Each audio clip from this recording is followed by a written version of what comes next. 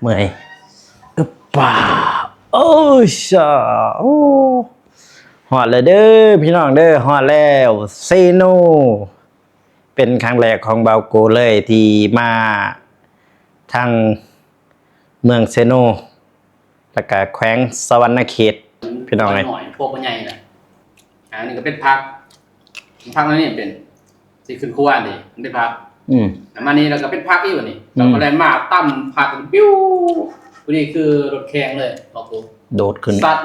เซโน่ได้ตึ๊บแล้วก็ลงไปอีกตู้หน้าจอออกเลย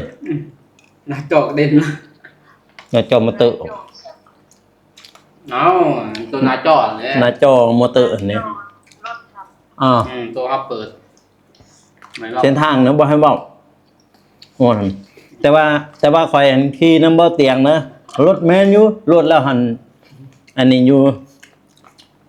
บอกกลางเว้นบ่เป็นยังเลยเนาะแมนเฮาหลีกได้นะนี่กลางคืนเฮาบ่เห็นคันฝนตกเนี่ยโอ้ยแห้งหนักเบิ่นตามทุ่ม16 นาทีเซโนใหญ่กว่าถ้าแต่งเฮาจักองศาใส่โทรศัพท์เบิ่งเนาะ27 องศาสูงสุด31 องศาต่ำสุดแม่น25 องศา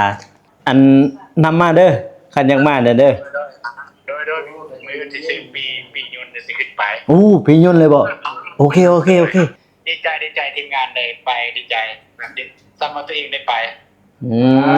พาไปนำกันตีมื้ออื่นซื้อปียนต์มาแล้วนะกันบ่คานเมียที่พาเนี่ยไปแน่นอน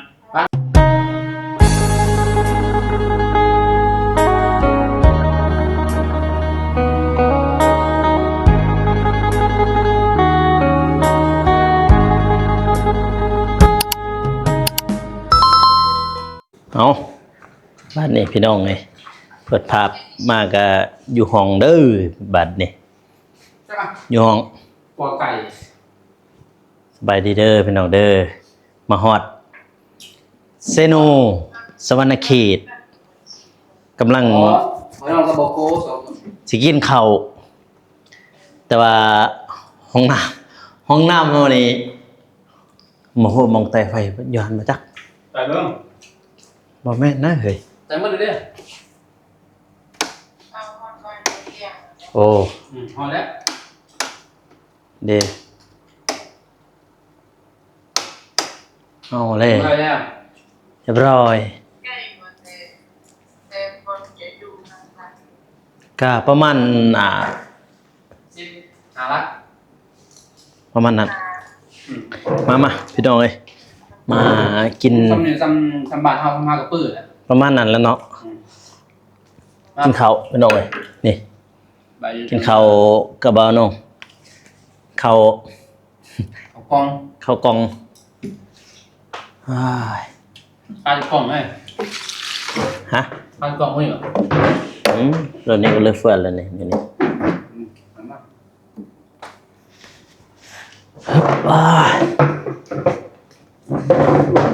กินข้าวกล่องเป็นยังบินรถบินนี่คุ้มต้นคุ้มมันลายเด็แบบนี้เป็นพังแบบนี้ควนนะเนาะบนควนเนาะในควนนี่มันควนท่ออื่นเนาะทางเฮาอื่นทางเฮาท่อเนาะแต่อันนี้ควนหน่อยพวกมันใหญ่น่ะอันนี้ก็เป็นพักแล้วนี่เป็นสิขึ้นควนนี่มันเป็นพักมานี่เราก็เป็นพักอีกวันนี้เราก็เลยมาตั้มพักปิ้ววันนี้คือรถแข่งเลยบอกกูโดดขึ้นสัตว์เซโน่ได้ตึ๊บแล้วก็ลงไปอีกตู้หน้าจอออกเลยหน้าจอเด่นหน้าจอมอเตอร์เอาตัวหน้าจอเนี่ยหน้าจอมอเตอร์เนี่ยตัวเขาเปิด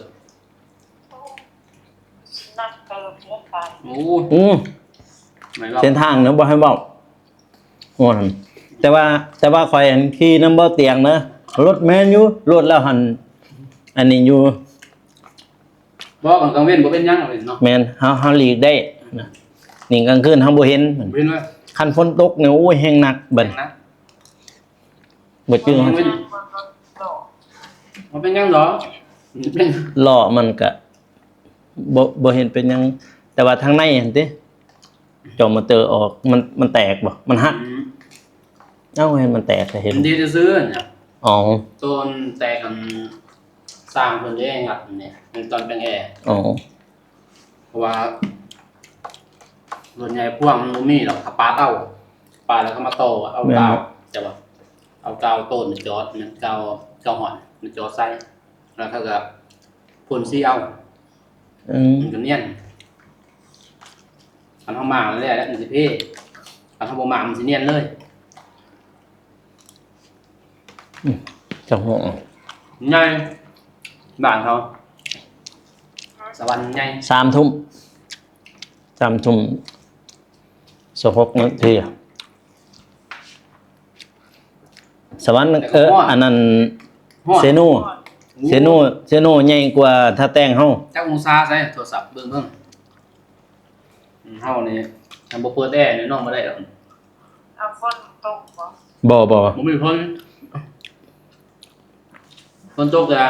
27 องศา ปากเสียลงไปฝนตก เซโน27 องศา 27 แม่น ก็ถือว่ายังร้อนเนาะ 27 องศาสูงสุด31 องศาต่ำสุดแม่น25 องศา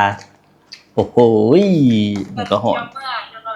เมื่อตอนเช้าแล้วจะเมื่อจะเป็น แม่นประมาณนั้นแหละ นั่นแหละ คันฮอดปากเซบ้านเฮาก็ก็คล้ายๆแน่พอหาจื้อทางอะหยังหั่นน่ะแต่ว่าทางนี้ที่แต่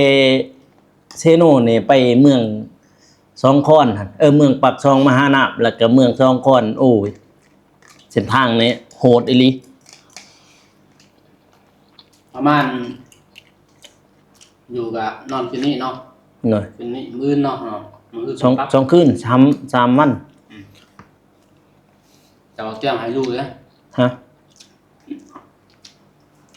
อีหยัง อยู่เที่ยงให้อยู่นะ แม่นบ่ บ่ไว้แล้ว บ่ไหว้แล้ว ที่ต้นเราเป็นเสียดิแต่เฮาบ่ให้ดอกเสียแต่เราเสีย เอาคาห้องเราเสีย ซื้อกินให้เราก็ให้ บ่ค่อยเลิกบ่กล้าอยู่มันอยู่ดน ต้องทำ ก็ว่าเพิ่น ก็ว่าแล้ว บ่ทันดูเนาะ ก็ว่าแล้วแต่เราก็เฮามาถึงเดียวนะเนาะ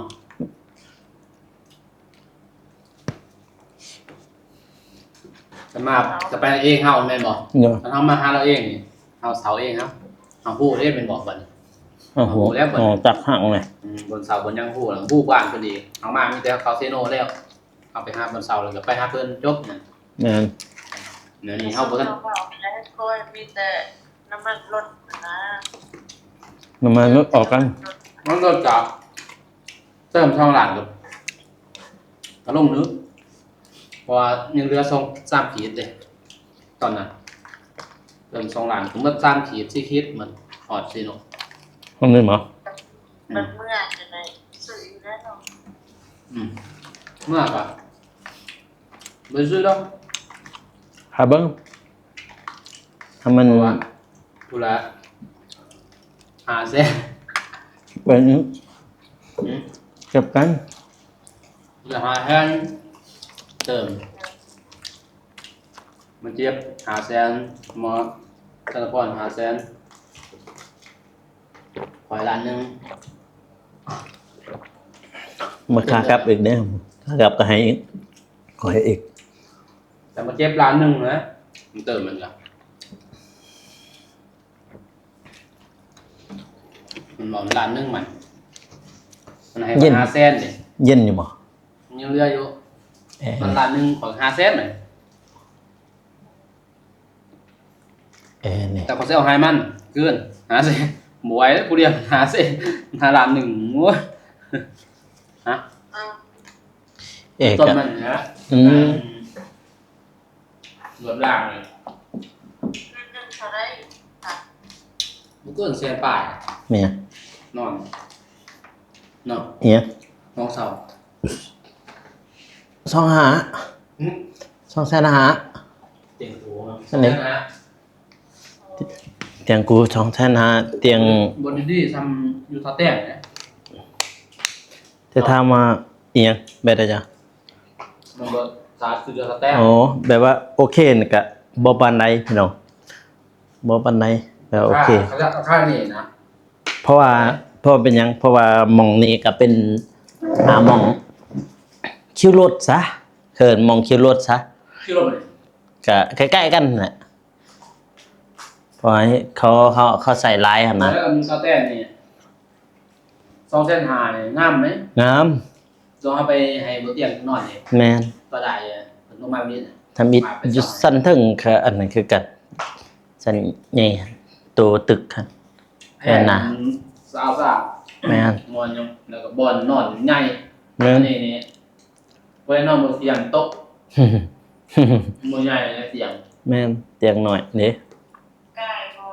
อยากเป็นสาว บ่ทันฮอด แต่เสาพูด สวรรณเขตเพิ่นตี้ แพง อยู่แขวง จะเริ่มบ่หอด บ่ทันฮอด ตัวนี้ก่อน ฮะ มาซิโน่ หาอยู่นี่พูดไปทางนั้นอีกไปสวรรค์ สวรรค์ยังต้นทอด บ่ทันฮอดตกแขวง ประมาณเท่าไหร่40เนาะ บ่28 สแปด 40 บ่นะคอยเบิ่งเมื่อกี้28หลัก อันจังการเพิ่นลูกค้าที่เขามาพักเฮือนรัศมี ใกล้ ทาง สุดเลย บ้านพักขอแจ้งปรับราคา ข้าวใกล้ ค่าพักเศร้าเหมือนนังนี้ของพัดลมเส้นหา 4 ชั่วโมง ห้องแอร์เตียงเดี่ยว2แสนห้องแอร์เตียงคู่2แสนหา ถ้าไปกลางเว้นมันบ่ไกลเนาะก็ ฮะ ถ้าไปกลางเว้นบ่ไกล แมนถ้าไปกลางเว้นครับเฮาก็แต่ว่าก็ขับไวอยู่เด้เห็น น้ำ ทาง หอดหน้าโป่งเลยพวกโมงเนาะไว้ แม่นฮอนดาปง6 โมงพอดีขำฮอนนั้นเลยนะ หน้าโป่ง แล้วได้ผู้ละกล่องเลย ของทางมา เลือกผู้ละกล่องไผของมันบ่าวเจ็บกับบ่าวจันทพรบ่น เอาก็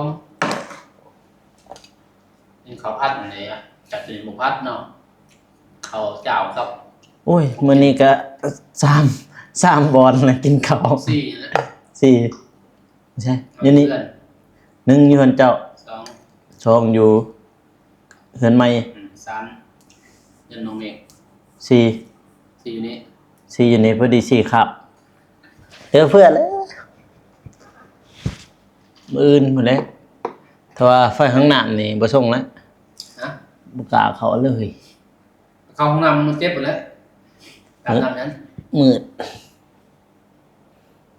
ในกล้องนี่ขอยปรับแสงซื่อๆนี่เห็นซำนี้ เป็นยัง บ่มีไฟอันที่บ่ได้ โทรศัพท์เข้าเลย ไฟบ่ได้ไฟมัน ผู้เปลี่ยนเนาะ บุมีแล้วผมเรียนเนาะ จักเด้ กระทะเลยโอ้ เป็นตาย่านเลย กระทะเข้าเลย ฮะ โอ้โหจะมาขึ้นเหรอ รอขึ้นแล้วนะ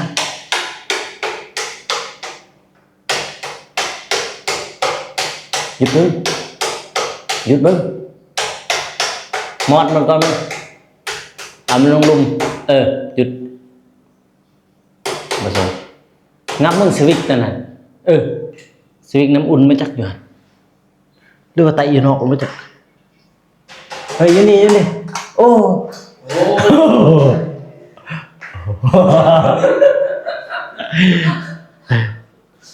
โอ้ สตาร์ทป่ะ ก็โอ้อยู่บอกเขามีไฟเลยแต่ก็โอ้อยู่ อายุเลย นายโยมเปิดบ้างหันเปิดบ้างมือหนึ่งเปิดบ้างหันเฮ้ยมันเปียกเลยก็เอามันลงมาก็ตี บอกเบิ่งก่อนเปิดไฟได้ เปิดหนักมาตี ฮะ เปิดหนักมาตีนี่นะนี่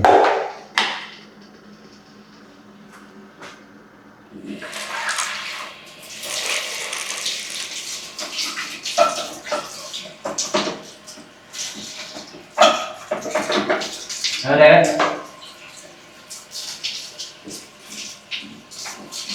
เอาได้ก็ได้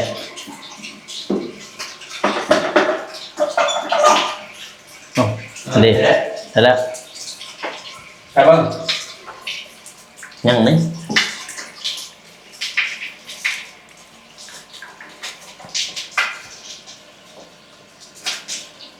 มันเย็นกัน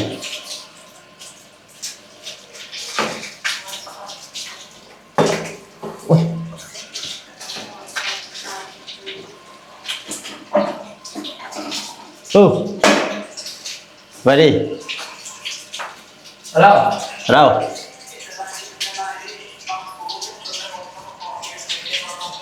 เนี่ย sờ đi สบายดี về đi ไปพิษบ่ về đi อ๋อ hoan lên nữa ไปเดี๋ยวเด้อ về đi nữa ฮ้อนมาลอง lon nắm un phải hả tuôn về đi đi ได้พิษมึงดัง ไปบ่กล้า ได้น้ำบุญโอ้โห sọp đi น้ำบุญ สบายดีเด้อมากูเด้อ rồi về đi ô hình con lò bà tuôn rồi bà tuôn คือมือเธอเฮ้ยเห็นแต่แขว โอ้ยคนดำมาเป็นหมื่นคนด คนดำหรือคนดังเว้ย ำคนดำคนด ฮะ ำคนด คนดัง ำคนด คนดัง กับผมเนาะ คนโบ ำ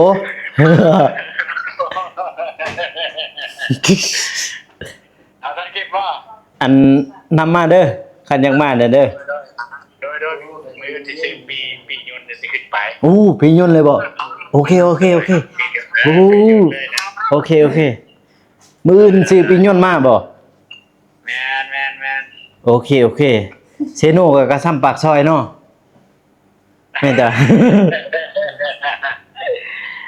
เป็นยังไงไปอยู่พุ่นเป็นยังไงไปพุ่น โอ้ย เซโนบ้านเฮา โอ้ยห้ากระหอดนี่แหละอากาศบ้านเขากับบ้านเฮามันก็ต่างกันเลยเฮ้ย เพื่อนที่ นี่ กระสาดู บาตูน นี่แหละ ไปใช้มื้อนี้เฮ้ย ฮะ ไปใช้มื้อนี้ ไปสวน สวน แมน ดู ไปเห็นหยังอยู่สวน ไป โตลง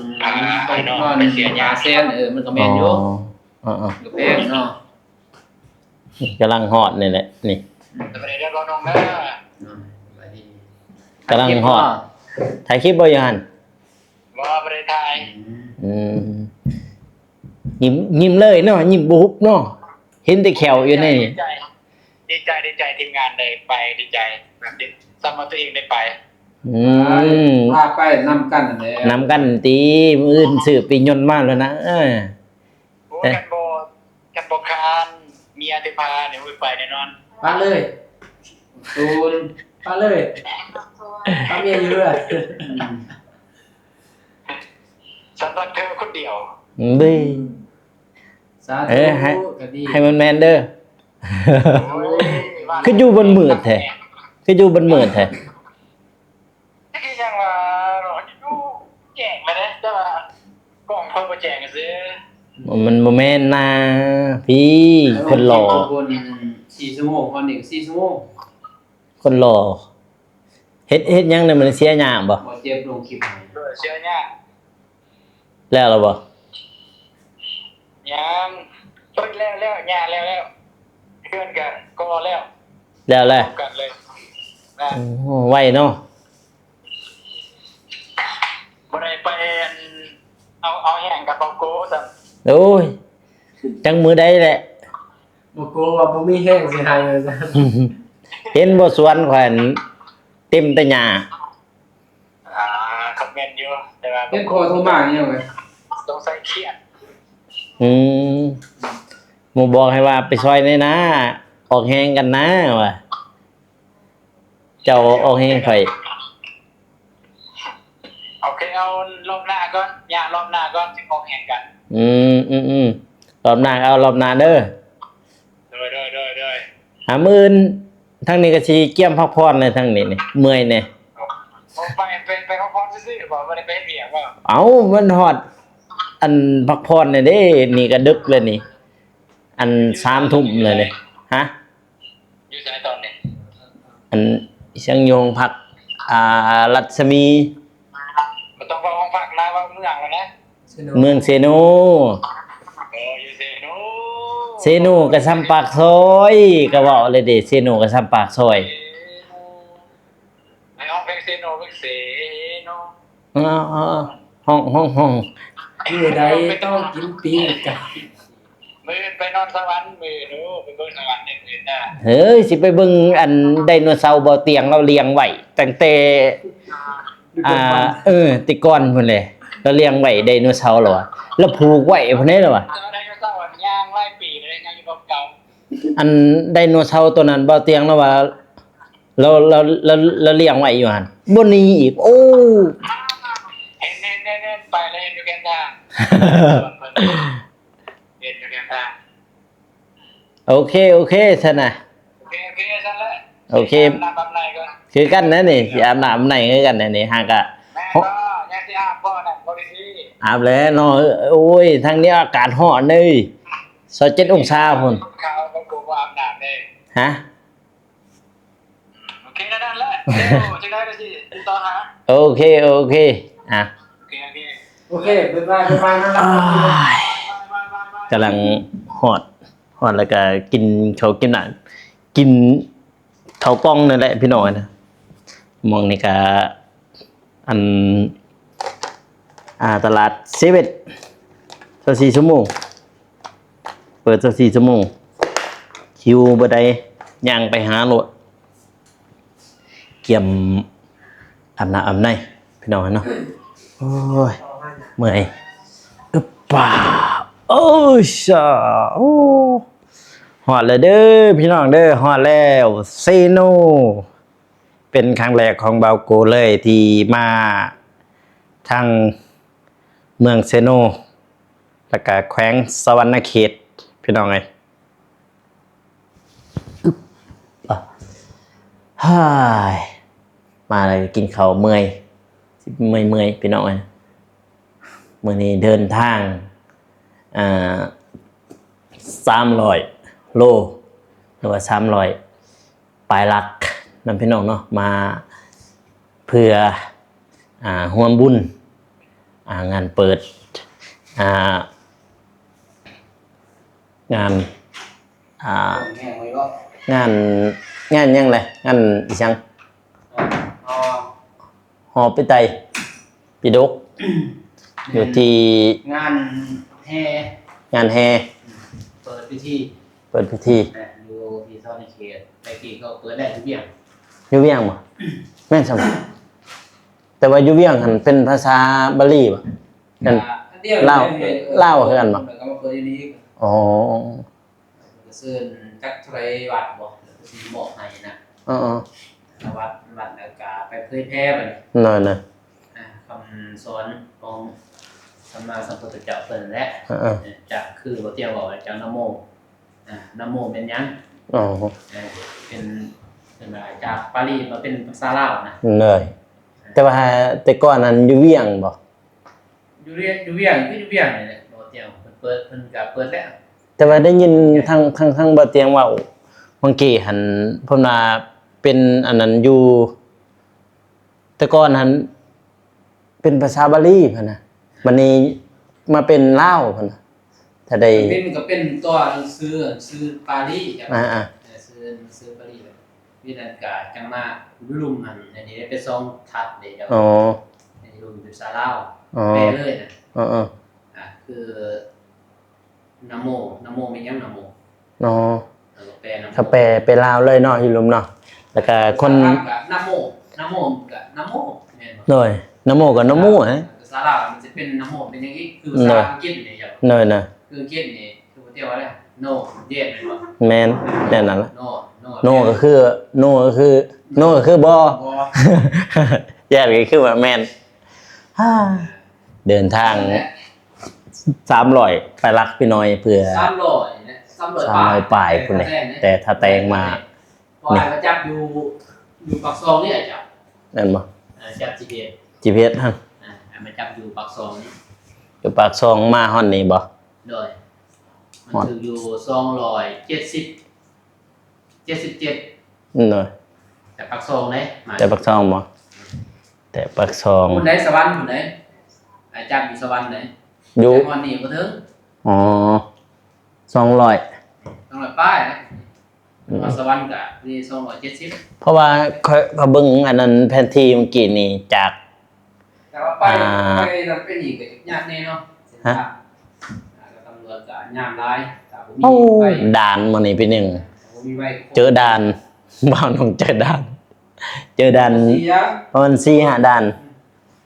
เป็นกระเบื้องเลยแหละบอกเฮามากระเบื้องเตียงจะปล่อยเป็นยังมันเสีย แต่ก็ ไปเจอนั่น คุ้มหมดแน่เนาะ น้องเบาหน้าอีก อยู่ด่านหั่นบ่อยู่ด่านหั่นบ่ แต่สลีเด้เจออย่าง ฮะ อยู่ด้านตะบินเลย อ๋อ ที่บ้าน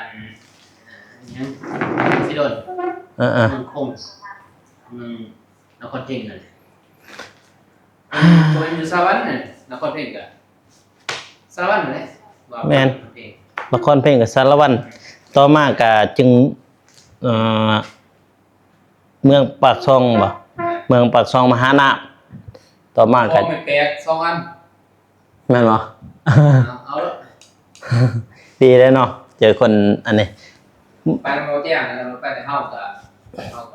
เฮามีใบขี่เด้ก่อน จริงวะเห็นเขาเจ้ากักอยู่บนนะหันพอดีผู้คอยจอดปุ๊บพอดีตำรวจอันจราจรเพิ่นถามว่ามาใช้บ่เตียงแล้วว่า